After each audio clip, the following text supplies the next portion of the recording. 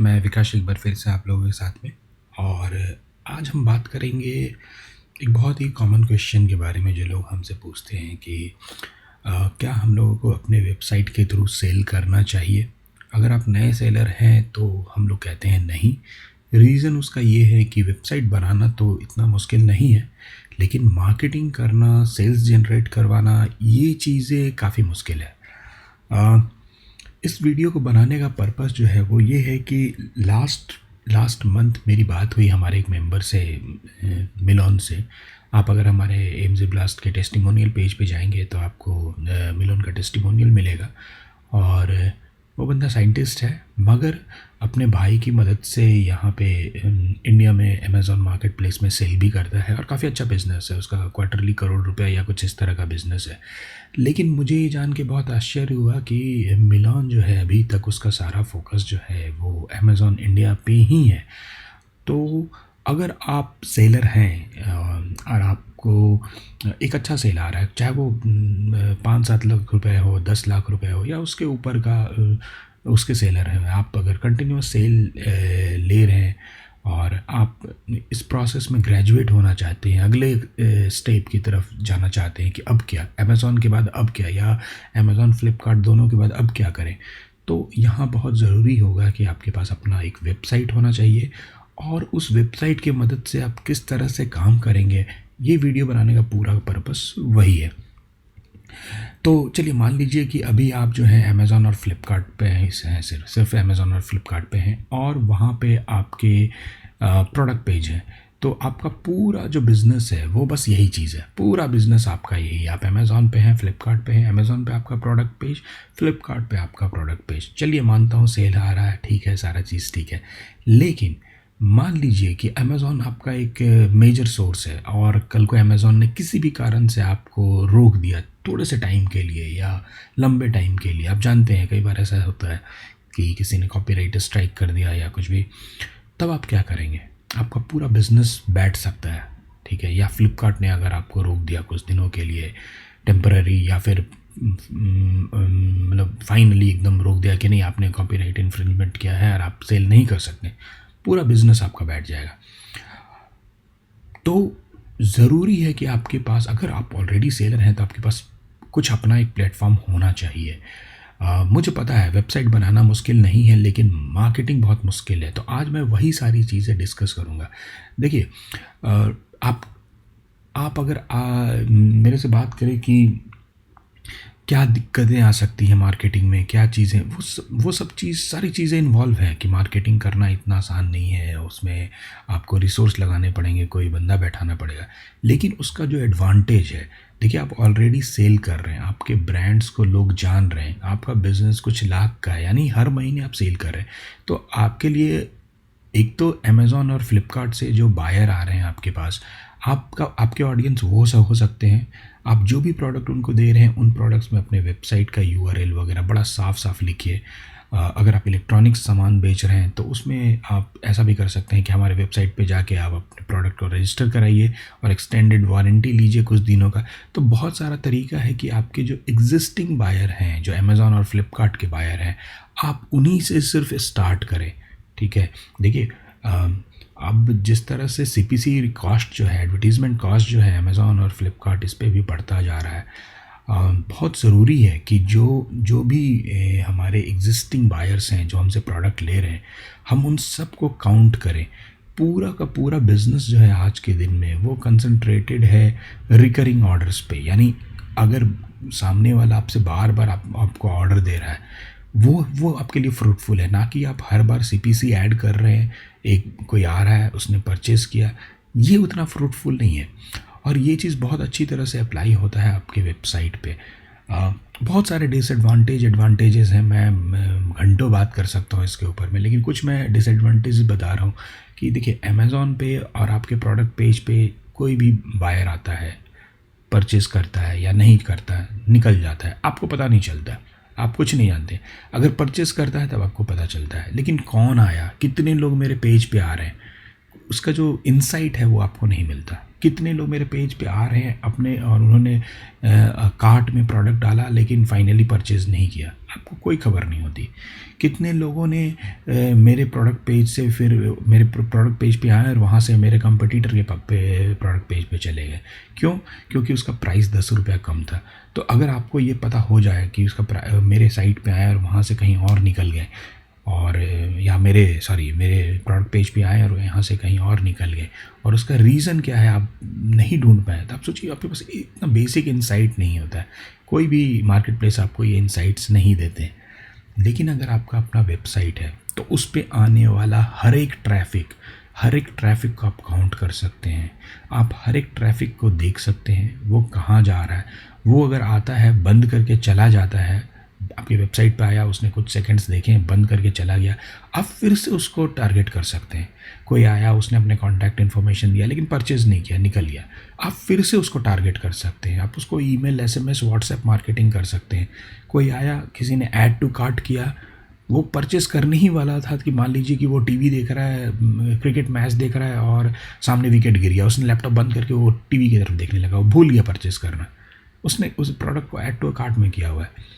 आपको पता चल जाता है कि किसने ऐड टू कार्ट में प्रोडक्ट को किया हुआ है। आप उसको फिर फॉलो करते हैं, ऑटोमेटिक फॉलो ईमेल जाता है कि आपने इस प्रोडक्ट को कार्ट में किया हुआ है और आप प्लीज़ परचेज़ कर लीजिए। पहले दिन परचेज़ नहीं करता, दूसरी बार फिर से आप मेल करते हैं, दूसरे दिन परचेज़ नहीं करता, तीसरे दिन आप उसको 10% ऑफ़र दे देते हैं, वो परचेज़ कर लेगा। तो वेबसाइट पे ये सारी चीज़ें काउंट होती हैं। एक और बड़ा एडवांटेज है कि आप जब अपना वेबसाइट बनाते हैं, उसमें पेमेंट गेटवे इंटीग्रेट करते हैं, तो जो भी परचेज़ होता है उसका पेमेंट आपको नेक्स्ट डे मिल जाता है। अमेज़ॉन या फ्लिपकार्ट की तरह आपको लंबा वेट नहीं करना पड़ता है। या मुझे पता है एग्जिस्टिंग सेलर इस बड़ा उनको ये सुन के बहुत अजीब लगा कि अगर आपकी वेबसाइट पे लोग परचेज़ करते हैं तो पेमेंट आपको नेक्स्ट डे मिल जाता है, आपको वेट नहीं करना पड़ता है। ठीक है, तो बहुत सारे एडवांटेज है। मैं थोड़ा मार्केटिंग वाला स्टफ़ में आता हूँ कि आप किस तरह से अपने ट्रैफ़िक को हैंडल करते हैं। देखिए, आपका वेबसाइट है, आपकी एग्जिस्टिंग अमेज़ॉन बायर है, फ्लिपकार्ट बायर है, आप उनको काउंट कर सकते हैं, आप उनको बुला सकते हैं अपने वेबसाइट पे। बहुत सारे तरीके हैं।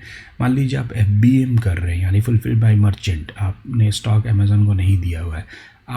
आपके पास हर एक ऑर्डर जो आ रहा है, आपके पास आपके बायर का कॉन्टैक्ट इन्फॉर्मेशन है, आप उनको टारगेट करके बुला सकते हैं। आप अपने प्रोडक्ट के डब्बे में बड़े आपने यूआरएल लिख दिए हैं कि मेरा वेबसाइट ये है। आप देखते होंगे सेलर्स ऐसा करते हैं। अमेज़ॉन मना नहीं कर सकता क्योंकि मेरा वेबसाइट है, मैं अपने प्रोडक्ट अपना मार्केटिंग कर रहा हूँ और मेरे ब्रांडिंग के मटेरियल में बड़े अच्छे से मेरे वेबसाइट मेंशन होना चाहिए। तो आपको वहाँ से लोग आएंगे, बिल्कुल आएंगे। आप पहला अकाउंट जो है वो वहीं से शुरू कीजिए। इसके बाद फेसबुक वगैरह पेजेस से आप जब एक बार वेबसाइट बन जाता है, जब आपकी एक्टिविटी शुरू हो जाती है, हो सकता है 1-2 महीना वो डल रहे, लेकिन फिर आप देखिएगा ऑटोमेटिकली फेसबुक से लोग आएंगे। आपने यूट्यूब वगैरह पे वीडियो डाला होगा तो आप देखिएगा यूट्यूब से लोग आपके वेबसाइट पर आने लगेंगे। आज के दिन में इंस्टाग्राम एक मेजर सोर्स है, आप देखिएगा इंस्टाग्राम से लोग आएंगे। ब्लॉग्स वगैरह अगर आप लिख सकते हैं या लिखवा सकते हैं अपने प्रोडक्ट के बारे में। अगर आपका प्रोडक्ट कुछ ऐसा है कि जिसमें लोगों को एजुकेट करने की ज़रूरत है, मान लीजिए आप फोटोग्राफी नीश में हैं, आपके पास इस तरह के प्रोडक्ट हैं जो फोटोग्राफर्स के बहुत काम आ सकते हैं, आप उस चीज़ को ब्लॉगर्स के माध्यम से, कोई ब्लॉगर है उसको बोल के उसके ब्लॉग में लिखवा सकते हैं, या खुद भी लिख सकते हैं, या उससे रिलेटेड वीडियोज़ बना के यूट्यूब पे डाल सकते हैं, इंस्टाग्राम पे डाल सकते हैं। तो बहुत सारे सोर्स हैं मार्केटिंग के जहाँ से आप ऑर्गेनिक लीड्स ला सकते हैं। ये सारे ऑर्गेनिक लीड्स की मैं बात कर रहा हूँ, इनमें आपने पैसा खर्च नहीं किया, लेकिन साथ ही साथ आप एड्स से भी लीड ला सकते हैं। गूगल एड्स से आप कैमरा एक्सेसरीज़ बेच रहे हैं, किसी ने सर्च किया गूगल पे, आपका प्रोडक्ट वहाँ दिखता है। आप बेकिंग प्रोडक्ट्स में हैं, किसी ने बेकिंग प्रोडक्ट गूगल में सर्च किया, आपका प्रोडक्ट दिखता है। ये महंगा होता है, ये सस्ता नहीं होता है, ये महंगा होता है। लेकिन एडवांटेज क्या होती है कि एक बार किसी ने आपसे परचेज़ किया तो उसका सारा इन्फॉर्मेशन आपके पास होता है और आप उसको काउंट करते हैं। अगर आपके पास क्वालिटी प्रोडक्ट है तो फिर कल को फिर से आप उसको रीमार्केटिंग के थ्रू ईमेल मार्केटिंग के थ्रू, व्हाट्सएप मार्केटिंग के थ्रू आप उसको उससे फिर से रिकरिंग ऑर्डर ले सकते हैं। पहला सेल हो सकता है प्रॉफिटेबल नहीं हो, लेकिन फिर जब वो बार बार ऑर्डर करने लगता है आपकी वेबसाइट पे, तब आपके लिए वो बड़ा फ्रूटफुल है और वो बड़ा इम्पॉर्टेंट है। देखिए, हम लोग अच्छा खासा पैसा अमेज़न, फ्लिपकार्ट और मार्केट प्लेसेस पे एज़ अ कमीशन भी दे देते हैं, आपको ये भी काउंट करना चाहिए। जबकि आपके वेबसाइट पे आपको किसी कमीशन नहीं देना है, आप उसी कमीशन को यूज़ कर सकते हैं एडवर्टीज़मेंट कॉस्ट में। इसी तरह से इंस्टाग्राम आज के दिन में बहुत स्ट्रॉन्ग प्लेटफॉर्म है। मैं देख रहा हूँ कि फेसबुक से ज़्यादा रिजल्ट इंस्टाग्राम से आ रहा है, ठीक है। इंस्टाग्राम ऐड दे सकते हैं, कंटेंट मार्केटिंग करा सकते हैं। आप बहुत सारे न्यूज़ वेबसाइट पे जाइएगा जहाँ पे फ़ोटो रहता है और लिखा रहता है कि आप अगर फॉर एग्ज़ाम्पल लिखा रहता है कि ये खाइए और मोटापा 10 दिनों में कम कीजिए, या फिर इस तरह के बहुत क्या बोलते हैं उसको, बहुत ही अट्रैक्टिव टाइटल के साथ और पिक्चर के साथ कंटेंट डाला रहता है। और कहीं वहीं ऊपर में आप देखिएगा लिखा रहता है स्पॉन्सरशिप या स्पॉन्सर्ड ऐड। तो आपको ये जब आप न्यूज़ साइट वगैरह पे जाइएगा तो वो बाकी न्यूज़ के बीच में ही वो रहता है, तो उसमें उसका न्यूज़ का और उसका अंतर निकाल पाना तब तक बड़ा मुश्किल है जब तक कि आपने ऊपर में स्पॉन्सर ऐड नहीं देखा लिखा हुआ। तो आप कंटेंट मार्केटिंग कर सकते हैं, बहुत अच्छा रिज़ल्ट आता है कंटेंट मार्केटिंग का। इसके बाद जो लोग आपके वेबसाइट पे आए और जिन्होंने बिना परचेज़ किए जो लोग निकल गए, या कोई आया आपके वेबसाइट पे और उसने कुछ देर स्पेंड किया और वो चला गया, तब आप रीटारगेटिंग कर सकते हैं या रीमार्केटिंग कर सकते हैं। रीमार्केटिंग का मैं एग्जांपल देता हूँ कि आपने बहुत बार गौर किया होगा कि आप किसी वेबसाइट पे जाते हैं, थोड़ा देर स्पेंड करते हैं, बंद करके चले जाते हैं, तो उसके बाद भी आप कभी दूसरे वेबसाइट पर, आप उसके वेबसाइट पर फिर दोबारा नहीं गए, लेकिन आप दूसरे वेबसाइट पर जा रहे हैं तो वहाँ आपको उसी वेबसाइट के प्रोडक्ट्स दिख रहे हैं, वही वेबसाइट आपको टारगेट कर रहा है। आप अमेज़ॉन पे जाइए, अमेज़ॉन पे आप किसी प्रोडक्ट को देखिए थोड़ा देर या ऐड टू कार्ट कीजिए, आप फिर दूसरे साइट पे जाइएगा तो भी आपको अमेज़ॉन का एड्स दिखेगा जिसमें आपको वो प्रोडक्ट दिखेगा। तो ये कहते हैं रीमार्केटिंग कि आप मेरे वेबसाइट पे आए थे। मैं एक दो और एग्जांपल देता हूँ। आप मेक माई ट्रिप में जाइए, आप वहाँ एक एयर टिकट बुक करने की कोशिश कीजिए, मान लीजिए दिल्ली टू गोवा, और फिर आप बंद करके चले जाइए। आपको वो अगले 10 दिन 15 दिन तक वो ऐड दिखता रहेगा दिल्ली टू गोवा का, आप चाहे किसी भी साइट पे जाइए। तो ये कहते हैं रीमार्केटिंग। तो ये काम भी आप कर सकते हैं। साथ ही साथ जो आपके ऑडियंस हैं, आप वहाँ से लुक लाइक ऑडियंस बना सकते हैं। देखिए, मेरी अगर बेकिंग की साइट है तो मेरे साइट पे आने वाले लोग जो होंगे वो कौन से लोग होंगे, जिनको बेकिंग में इंटरेस्ट है। अगर मैं ऐड कर रहा हूँ तो ऐड में मैं वो सारी चीज़ें मेंशन कर सकता हूँ कि मेरे एड्स उन्हीं को दिखाओ जो बेकिंग करते हैं, या मेरे एड्स उन्हीं को दिखाओ जो कि केक रिलेटेड प्रोडक्ट ढूंढ रहे हैं, ठीक है।